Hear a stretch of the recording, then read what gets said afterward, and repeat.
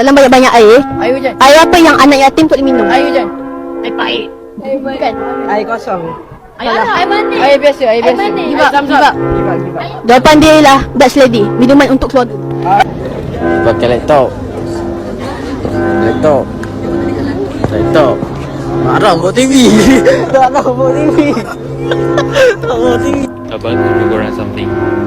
Look at that cute dog. That is a Shiba Inu. You know what's a Shiba Inu? Shiba Inu is a kind of dog. So tu Shiba Inu. Ni Shiba.